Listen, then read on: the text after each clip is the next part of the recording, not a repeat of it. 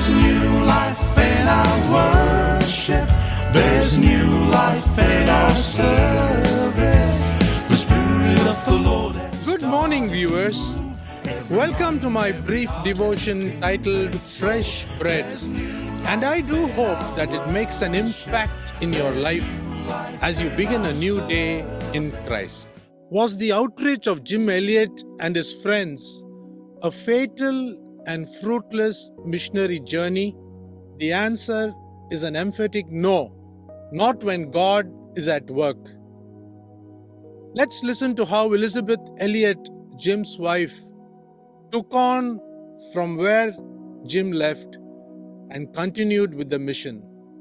Elisabeth Elliot was born to missionary parents in Belgium. She was zealous for God like her parents and husband, who were missionaries. Elisabeth, frequently known as Betty, along with her 10-month-old baby, had all reasons to walk away after her husband and missionary friends were massacred by the Aucas tribe. But unswerved by depression or fear, she pursued her ministry of working in the jungles of Ecuador. For a few months, Betty remained with the Quichua tribe where Jim and her first ministered to.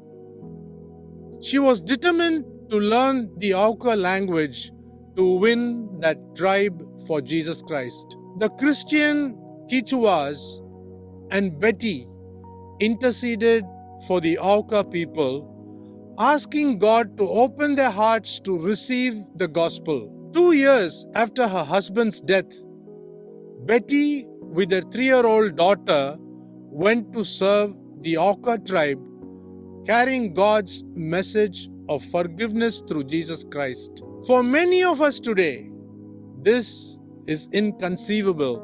Betty was willing to forgive, love, and joyfully minister to the very ones who murdered her husband.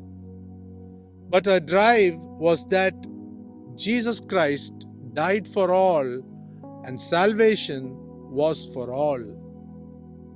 More so, Jim loved and died while ministering to the Aucas. Therefore, her love for them intensified.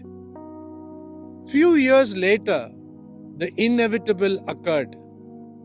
The Aucas embraced the gospel message as a result of one of Jim's murderers giving his life to Jesus Christ. From the tireless efforts of Betty and her aide, some portions of the Bible were translated in the Auca language for the natives to read and write. The Aucas went on to pursue friendly connections with their long tribal rivals. In the end, a third of the tribe became Christians and a church was also established. Once feared and a violent tribe were now transformed into a quiet and peace-loving group of people. In this generation, Jim and Elisabeth Elliot's lives and the willingness to submit to God's purposes alone have inspired millions across the globe. As Elisabeth Elliot said, "There is nothing worth living for unless it is worth dying for. The secret is Christ in me, not me in a different set of circumstances." Therefore, let us stay committed to God's plan for our lives irrespective of our situation. Think about this. See you tomorrow, God willing.